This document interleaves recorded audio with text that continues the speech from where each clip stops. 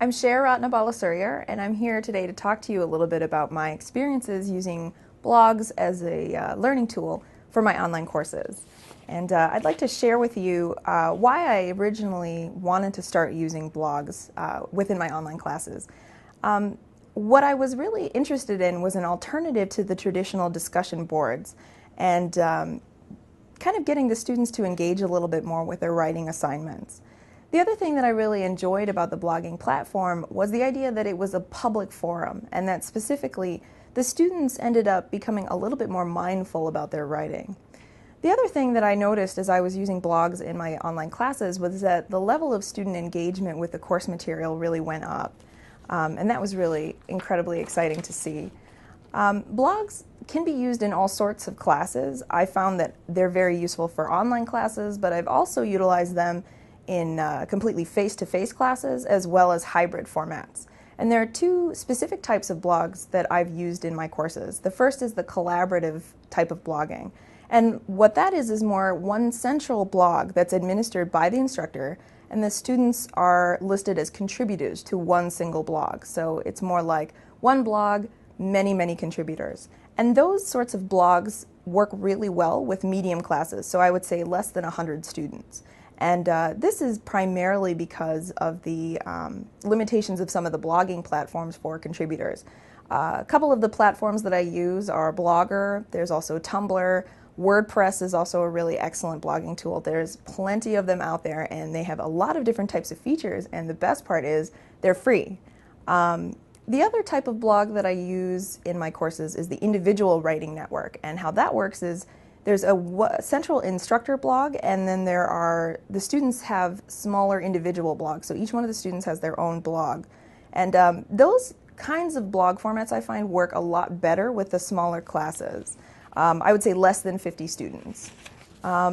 So one thing that I utilized my instructor blog for was a central place to post announcements, course information, course calendars, and also as a way of engaging a little bit more with the material and the students.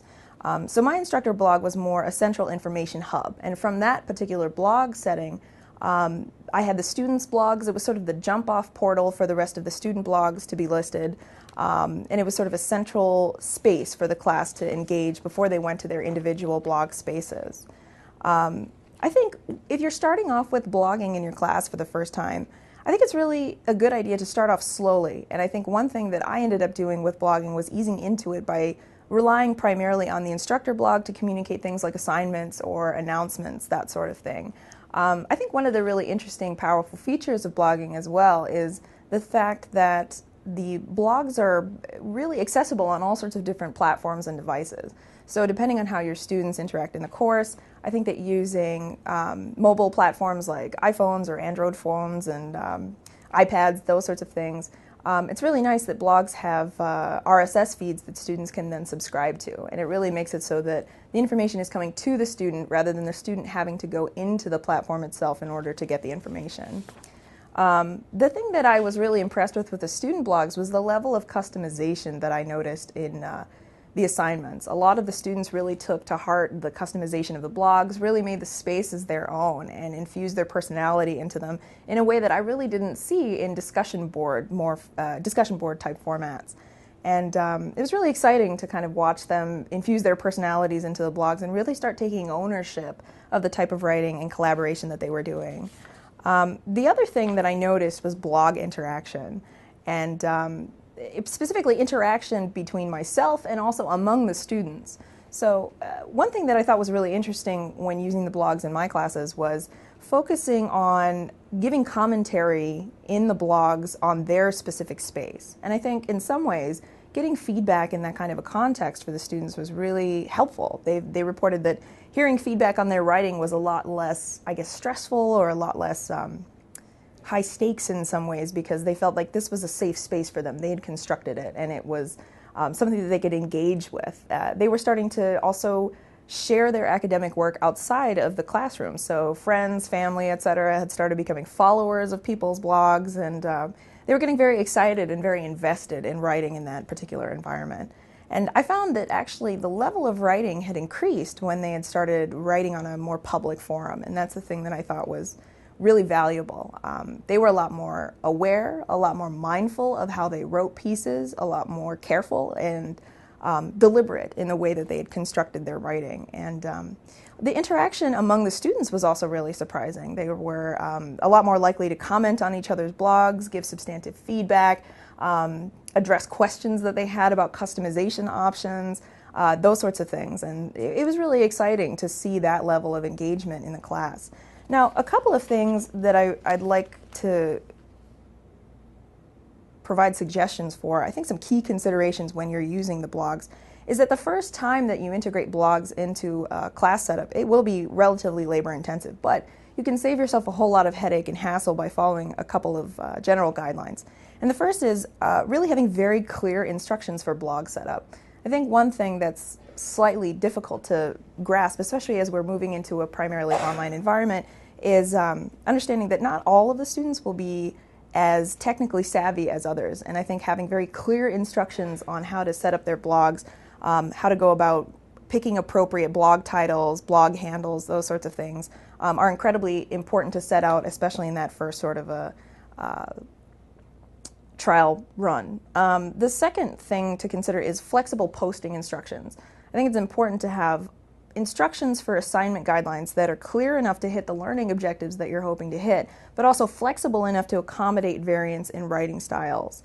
One of the methods that I really like to use, especially in a blogging format, that I think is something that can be adapted across all sorts of different fields, areas of study, etc., is the triangle, circle, square method. And that method of writing different posts focuses on the triangle, which is picking out 3 specific issues that are pertinent in the readings or examples or different types of theory, etc., whatever it is that you want the students to be able to hit. They need to be able to pick 3 specific themes out of the reading. The square part is something that squares with them, something they agree with, something that they think is a strength of the particular theory or theme that they're talking about.